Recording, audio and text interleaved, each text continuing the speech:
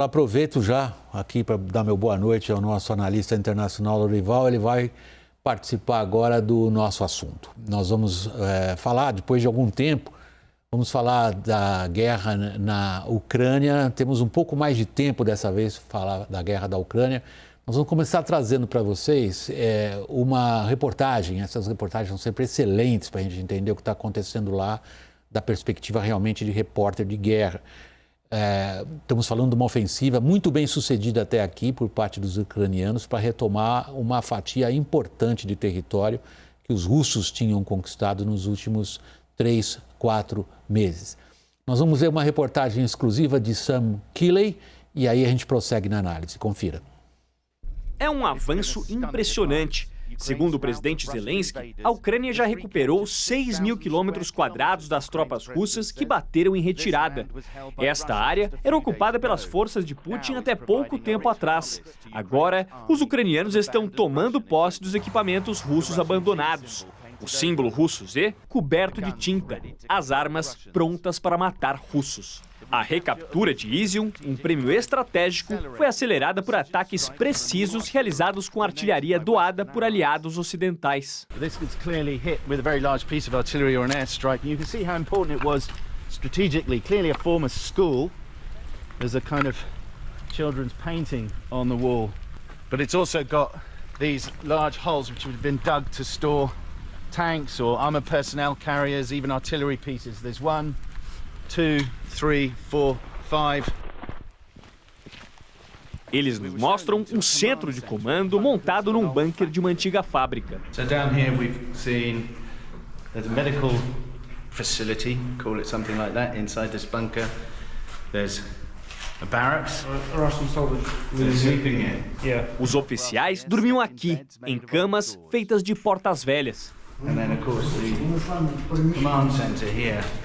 As I walk along here, it's absolutely extraordinary. There are the different labels for the different roles of the senior Russian officers on these school desks that have been arranged in this bunker in an old, what looks like a brick factory.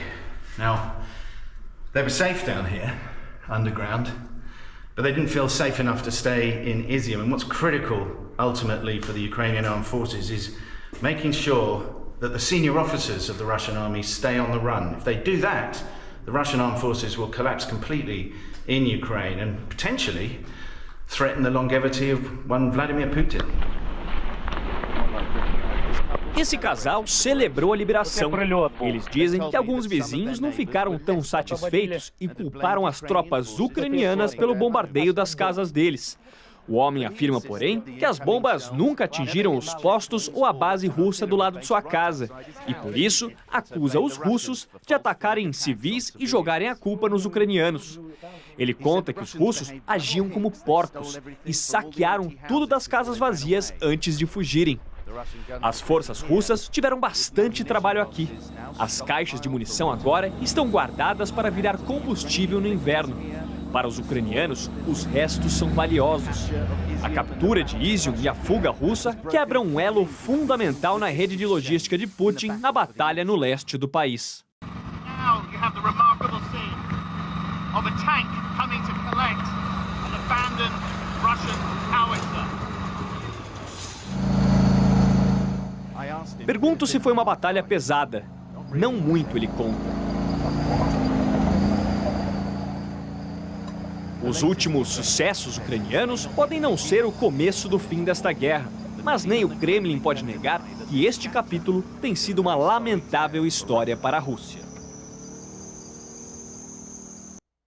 Bom, vamos voltar então, Lourival, para entender o que está acontecendo. Vamos exibir para nosso público um mapa ali da região, do lugar do qual nós estamos falando. Vamos ver, vai funcionar? Vai. Izium é a cidade na qual estava o colega ali da CNN Internacional. Ela tem uma importância enorme, porque ela está, e aí nós conseguimos, que beleza, nosso querido editor Pacelli conseguiu, essas linhas que vocês veem sobre o azul, essas linhas escuras, são ferrovias.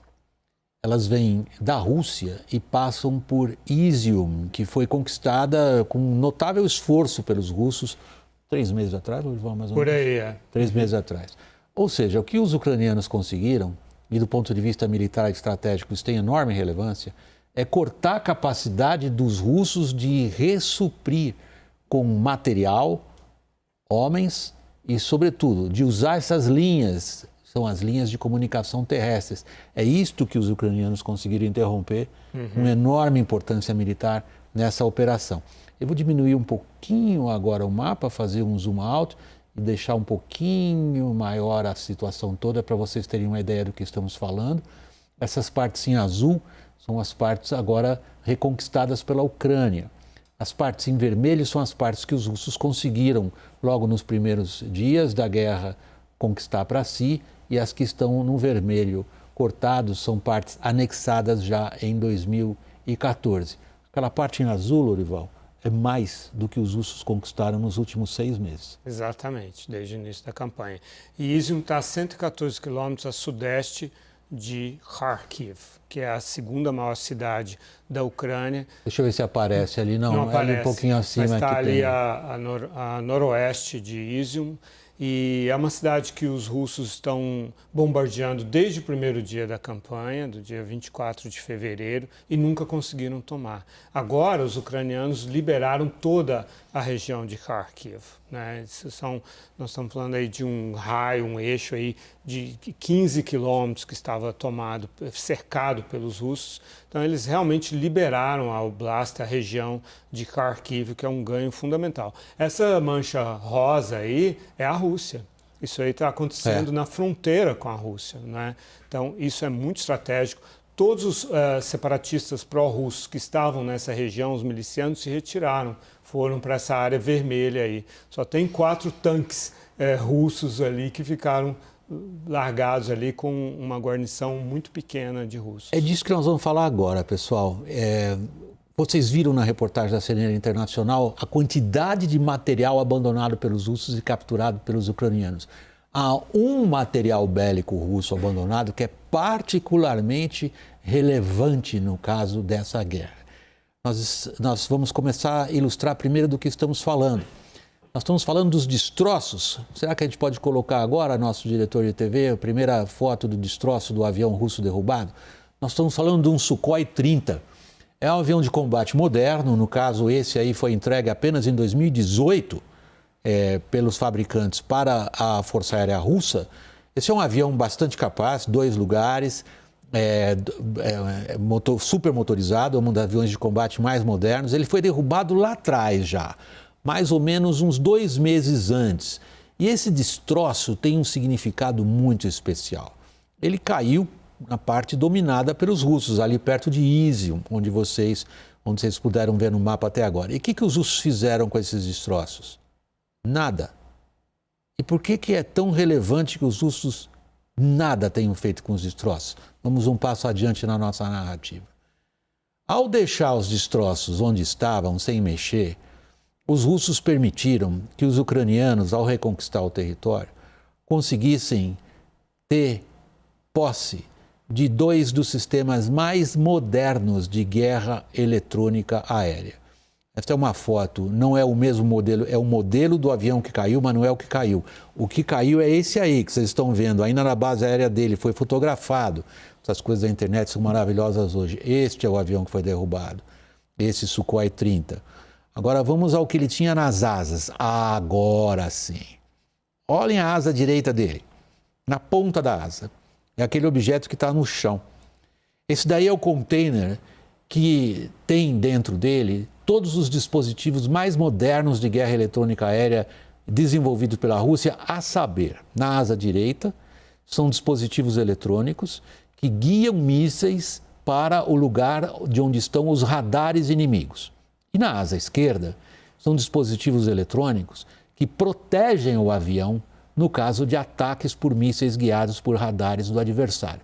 Debaixo do avião, vocês veem um tipo de container, é um conjunto ultramoderno de tecnologia de guerra eletrônica que permite a esse avião funcionar como uma espécie de estação aérea de ataque e proteção eletrônica. Agora, o significado disso, do ponto de vista dos serviços secretos ocidentais, é inimaginável. É como ir a todos os segredos do adversário. No caso, os segredos decisivos numa guerra moderna, que é a capacidade de usar meios eletrônicos. Lorival.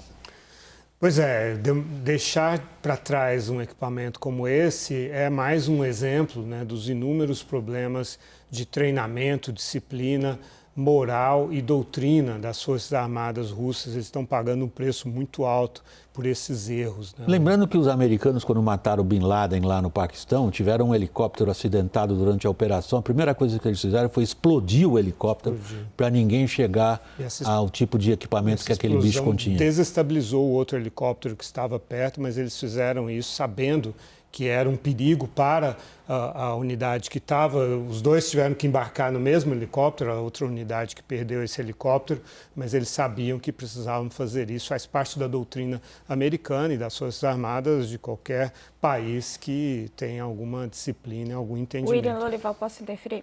Pode, você faz um papel importantíssimo aqui, que é ligar o público com a coisa que os dois fascinados, por isso que aí ficam falando entre si. Não, vocês mostram um avanço da Ucrânia que a gente sabe que está sendo feito com base no apoio que ela vem recebendo do Ocidente, dos aliados, de armas. Mas o que fica na nossa cabeça é, dado o poderio da Rússia, até quando ela aguenta essa, acho que não é nem entre aspas, né, humilhação?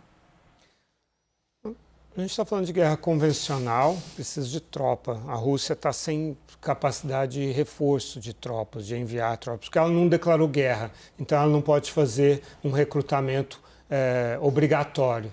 E com as derrotas que está sofrendo, os voluntários não estão mais querendo ir lutar. Então eles não estão conseguindo repor tropas. Essas tropas já viriam mal treinadas, sem tempo suficiente para treinar, mas não tem tropas para ir, para ajudar essas forças. Por que ela não declarou guerra? Porque aí vai ter que convocar recrutas em todo o país. É uma mobilização geral com graves consequências políticas internas. Em Moscou, em São Petersburgo, onde haverá, muitos deles não voltarão mortos. Então, o que o Putin tem feito até agora nessa operação especial? Tem recrutado na periferia do Império Russo, né? Inclusive minorias mongóis. Eu estive na Mongólia esse ano, havia uma revolta em relação a isso, como em 3 repúblicas russas. No Cáucaso.